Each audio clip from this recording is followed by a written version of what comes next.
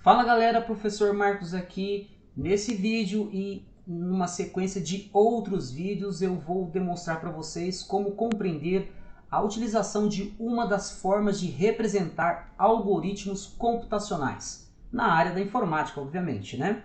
Então vamos lá, pessoal. Me segue que a aula só está começando. Vamos lá. Bom, pessoal, fluxogramas são representações geométricas de atividades a serem desenvolvidas. Podem ser também utilizados para representar fluxos de informação, hierarquia em empresas, rotas de trânsitos e outros que tem por aí, né? Mas aqui a gente vai focar na utilização de fluxograma exclusivamente para a área computacional, que é o nosso forte aí. Vamos lá então. Bom, pessoal, esta forma de representação utiliza símbolos gráficos geométricos, né, para representar algoritmos. Existem símbolos padronizados, que são esses que a gente vai ver, para cada tipo de instrução, como por exemplo, o símbolo de início, entrada de dados, processamento, cálculos, saída de dados, o fim do algoritmo, do programa, decisão, etc. Tá? Então, eu vou mostrar aqui agora, nesse próximo slide que está aqui, né? Aqui estão alguns símbolos mais comuns, que é exatamente os que a gente vai utilizar em todos os exemplos, tá? Basicamente, a gente vai focar nesses aqui. Os modelos, tá? Resumidamente, eu vou explicar resumidamente cada um aqui, para depois falar detalhadamente sobre cada um. Aqui nós temos o símbolo de terminais. Esse símbolo aqui indica o início e o fim de um algoritmo. Bom, um algoritmo, gente, ele é um programa. No termo computacional, ele é um programa, tá? Ele é uma forma de expressar um programa a ser elaborado futuramente. Então, esse símbolo aqui, ele indica aonde o programa está começando e indica também aonde o programa, o fluxograma, o algoritmo está terminando, ok? Então, a gente começa por esse símbolo. Os dois próximos símbolos, na verdade, são iguais, né? Só muda a cor. Podem representar a entrada de dados e também a saída de dados em um algoritmo, sendo representado por fluxograma. Tá? Existem outros símbolos que a gente não vai comentar aqui, que também podem representar entrada de dados e saída de dados. Mas a gente vai focar exclusivamente somente esses aqui para não complicar. Mais para frente eu posso estar comentando sobre os outros tipos de símbolos que podem representar tanto entrada quanto saída. Temos aqui também o símbolo que representa o armazenamento interno, né? Definição, que define o armazenamento de dados internamente no algoritmo, ou especificamente define as variáveis. Variáveis que eu posso entrar em maiores detalhes mais para frente com vocês, né? São espaços na memória do computador que podem armazenar algum valor, tá? E esse espaço é nomeado, tá? Então a gente vai entrar em detalhes. Então, esse símbolo define a expressão, a definição de uma variável sendo definida no espaço de memória do computador, ok? Temos aqui também o símbolo de processo atribuição. Nesse símbolo, a gente pode, então, definir que tipo de processo está acontecendo com as informações recebidas e também é nele que a gente pode fazer com que uma variável no símbolo anterior, né, receba algum valor e guarde esse valor na memória, ok? Temos aqui um dos símbolos mais importantes também, que é esse losango aqui, que é uma estrutura de controle, de decisão, né? Alguns programas, bom, na verdade, a maior parte dos programas, né, principalmente também em algoritmos, existe esse símbolo que representa a tomada de decisão. E esses programas, em algum momento do percurso das instruções realizadas, ele vai precisar ir para um caminho mediante uma decisão tomada ou outra, né, caso essa decisão seja negativa. Então, a gente vai entender esse símbolo também como sendo um dos mais importantes aí do nosso programa. Temos um outro programa aqui, um outro símbolo que a gente vai utilizar também, né? A gente vai usar ele mais no final, mas não deixa de ser um símbolo muito importante também, que é o processo pré-definido, né? Chamada para um processo, algo em específico que tem que ser realizado e devolvido. Podemos entender esse símbolo como sendo um mini programa dentro de um programa maior. Ele tem uma instrução específica a realizar e retornar o resultado dessa instrução para o programa maior. Mas como eu falei, a gente vai ver em maiores detalhes o uso dele mais para frente. Por fim, nós temos aqui o símbolo de estrutura de repetição, né, que define a quantidade de repetições de um grupo de instruções. Nesse símbolo, você define se uma instrução será uma ou mais instruções do programa, será realizado uma determinada quantidade de vezes, ok? Bom, no próximo slide aqui, nós temos os mesmos símbolos comentados, divididos em 3 partes distintas. Então vamos lá.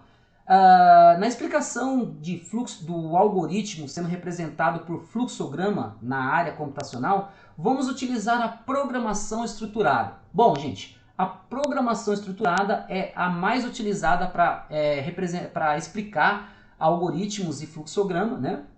E a programação estruturada é um tipo de programação que assume que todos os problemas possíveis podem ser resolvidos por 3 estruturas de programações, né, que são essas aqui: a execução, e aí a gente utiliza esses símbolos, né, a decisão, e a gente utiliza o símbolo de tomada de decisão, como eu já falei para vocês, e a repetição, né, que são os símbolos usados na estrutura de repetição. Esse é o símbolo utilizado, tá? Então a gente vai utilizar eles nessa sequência, nessas etapas aqui. A gente vai utilizar somente esses símbolos aqui para compreender vários exercícios na área na estrutura de um algoritmo. Bom, pessoal, então vamos falar, né? Vamos falar sobre fluxograma, como eles funcionam e por aí vai. Aqui nós temos a sequência de tarefas sendo realizadas na programação estruturada, e na programação estruturada, né, existe uma sequência a ser seguida da execução de cada tarefa, de cada instrução, né? Então aqui a gente pode ver o símbolo de processamento, onde nós temos uma tarefa sendo realizada, e o símbolo de flecha aqui, ó, indicando o fluxo das tarefas, das instruções a serem realizadas num fluxograma, num algoritmo, né? Aqui a gente pode ver a tarefa 1 sendo utilizada, sendo processada, e no fluxo a próxima seria a tarefa 2 e 3, obviamente. A única coisa aqui, esse fluxograma ele não está completo, tá? A gente não pode afirmar se existem mais tarefas antes da tarefa 1 e se existem mais tarefas depois da tarefa 3, porque nós não temos o símbolo de terminais aqui, né, que indica o início e o fim. Bom, aqui nós podemos indicar, com relação ao slide anterior, né, as tarefas aqui, ó, seguindo um fluxo, nós podemos imaginar aqui de uma maneira um pouco mais teórica ainda, né, o que está acontecendo em cada sequência de tarefa. Nessa tarefa aqui nós podemos observar o símbolo de entrada de dados, né, e através do caractere x e y a gente pode imaginar 2 valores aí, né, 2 valores que estão sendo representados por x e y, ok? E no símbolo de processamento a gente pode observar aí que o valor qualquer em x e o valor qualquer em y estão sendo somados, e a soma desses 2 valores está sendo guardada em um outro caractere representando o armazenamento de um valor naquele z. Então a soma de x e y está sendo guardado em z. E por fim nós temos aqui no símbolo de saída de dados, representado pela cor verde, né, o valor somado que está sendo mostrado em Z.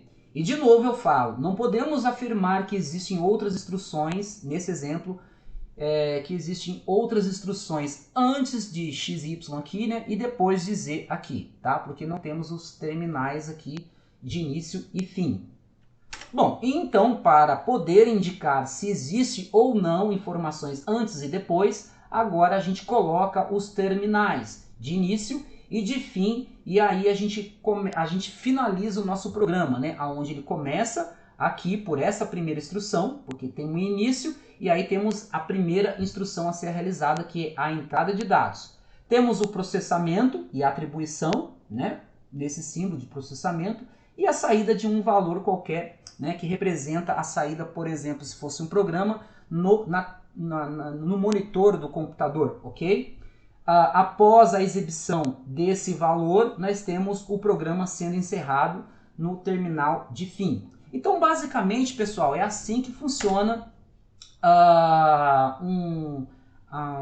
um fluxograma, né? Um algoritmo na forma de fluxograma. Aqui nós temos um programa praticamente bem completo, né? E como ele poderia ser entendido para poder gerar realmente um programa numa linguagem real, tá? Então, esse exemplo aqui foi feito num programa que eu vou apresentar mais para frente para vocês ainda nessa aula, tá?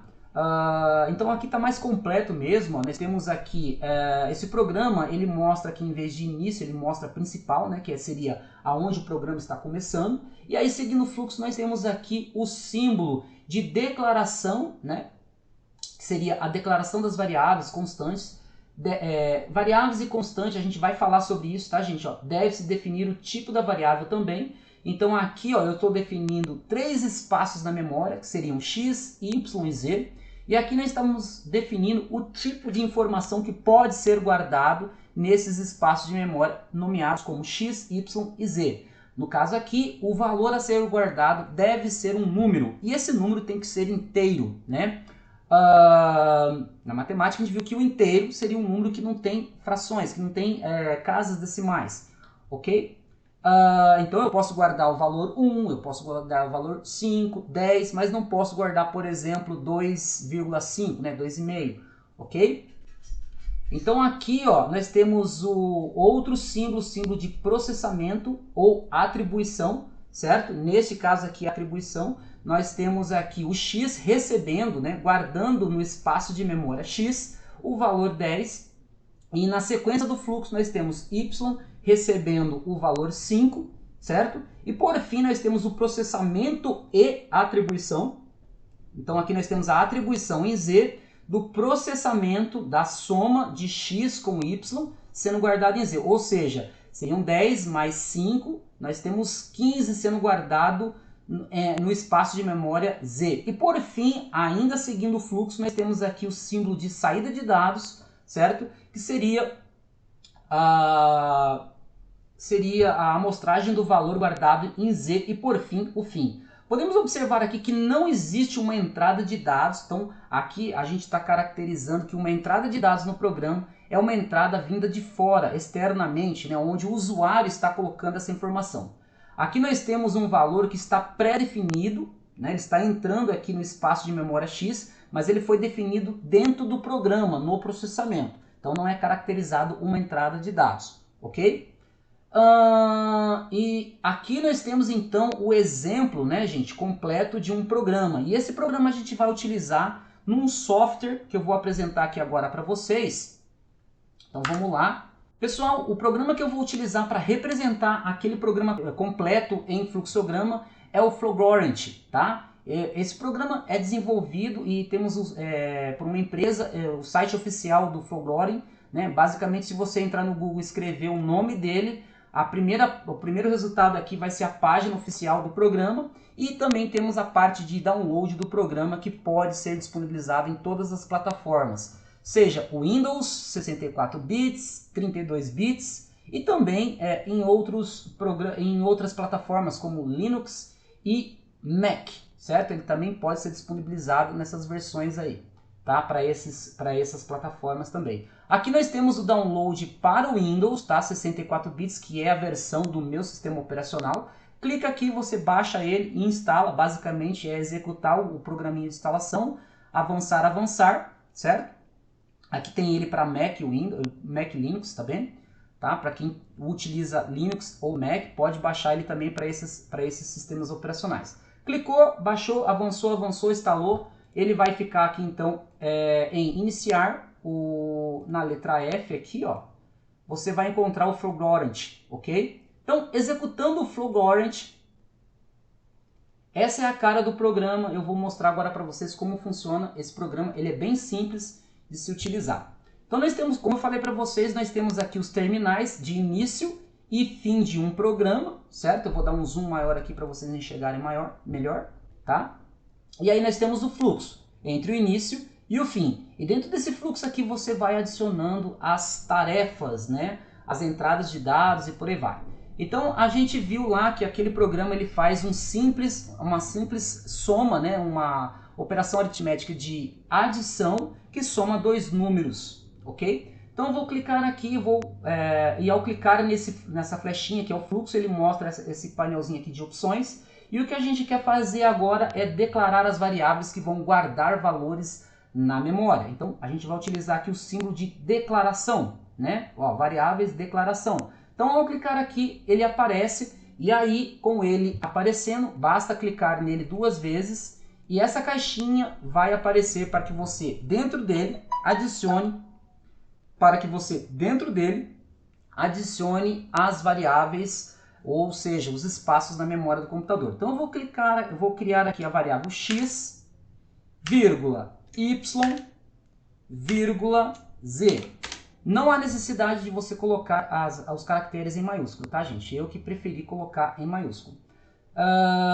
E o tipo de dados que a gente vai utilizar é o tipo inteiro. Aí mais para frente a gente vai trabalhar nos outros tipos de dados. Então, inteiro são números inteiros, ok? Vou dar um OK aqui e o símbolo de declaração está então definido. Agora, dando continuidade no fluxo, ainda na flechinha aqui de baixo, tá? Eu vou agora fazer a atribuição, ou seja, em cada variável eu vou colocar um valor para que elas guardem na memória do computador. Então aqui no símbolo de atribuição eu vou clicar aqui e na variável x, só que tem um detalhe, viu, gente? Se você definiu o x em maiúsculo, você deve chamar ele em maiúsculo, tá?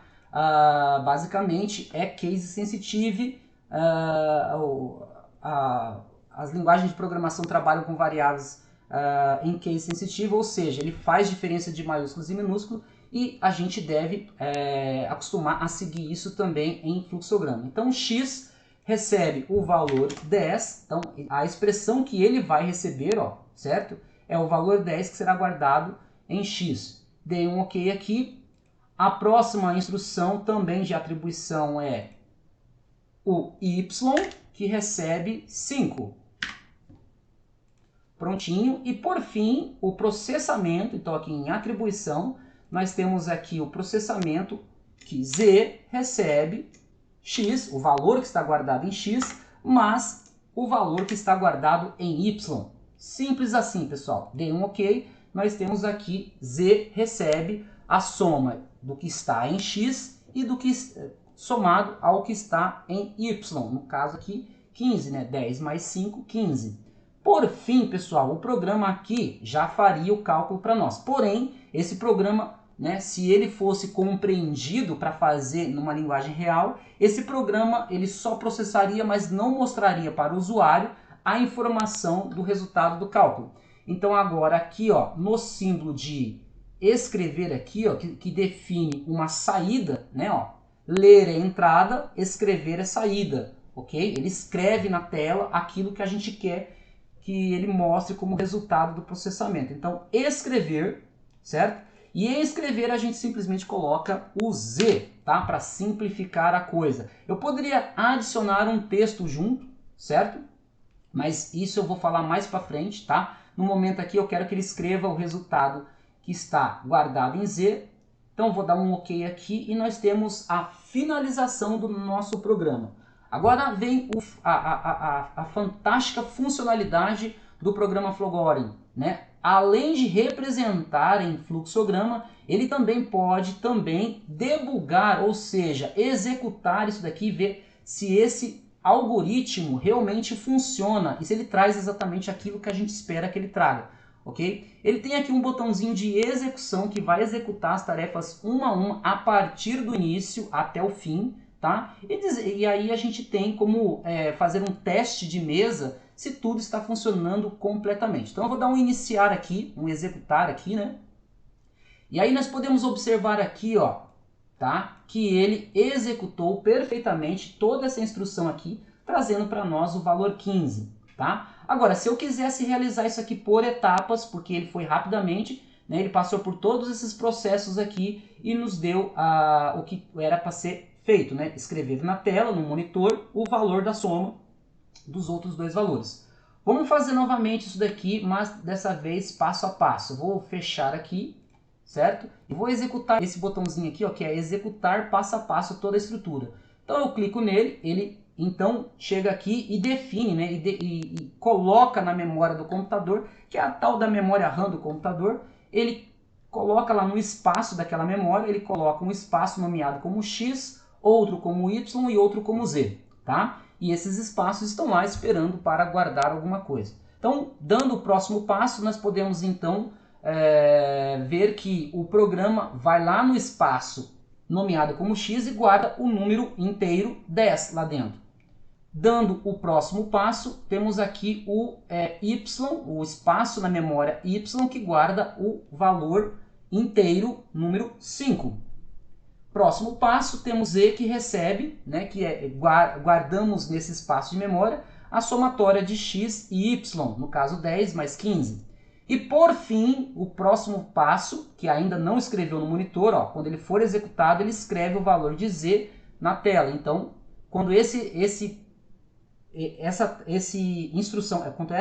quando essa instrução for executada, né, nós teremos no monitor aí, ó, o valor 15, né, sendo mostrado. E é assim, pessoal, que funciona esse programa, ok? O teste de mesa é justamente esses passinhos aqui que a gente pode ir calculando aqui. Pessoal, o programa Flowglory, ele tem muitas outras funcionalidades, tá? Que eu vou explicar nos demais vídeos dessa série de vídeos explicando a utilização de fluxograma. Todas as outras funcionalidades desse programa serão explicados e mais exercícios serão feitos através dele. Por hora é só isso, tá? O máximo que eu posso dar de continuidade aqui é falar que os programas feitos nele podem ser salvos para análise futura. Então eu posso vir aqui no Sketching e gravar esse programa como, por exemplo, exemplo fluxograma 1, tá? E salvar em qualquer lugar aí do meu computador, numa área que você queira aí, né? Vou salvar aqui em documentos, salvei e ele tem um arquivo único lá que pode ser aberto novamente por ele novamente, tá? Então é isso, pessoal. Muito obrigado pela atenção aí dispensada nesse vídeo e até o próximo vídeo, gente. Valeu, tchau, gente.